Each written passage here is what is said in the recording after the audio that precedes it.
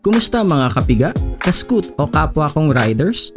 Welcome ulit sa aking channel. This is Ryan from T15. At ang pag-uusapan natin ngayon ay T15 LED bulbs. Itatakil din natin kung ano-ano ang benepisyo at ikukumpara natin ito sa ating stock bulbs or yung peanut bulbs na meron ang ating motor. Are you ready? Let's go!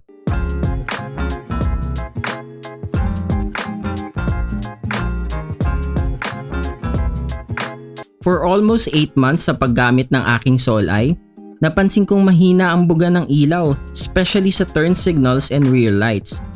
At naging concern sa akin iyon dahil araw-araw ko tong ginagamit.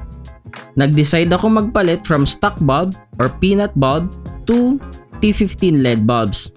Satisfied kaya ako sa resulta? Tara, samahan niyo ako at alamin kung ano ang magiging resulta.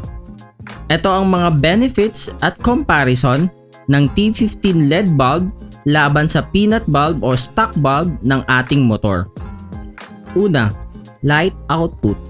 Nagbibigay ng 1500 lumens or 25 watts ang T15 LED bulbs compare sa 600 lumens or 10 watts ng peanut bulb or stock bulb ng ating motor.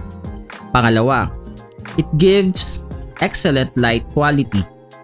Nagbibigay ito ng magandang kalidad ng ilaw, especially pag ginamit mo to sa umaga or sa gabi.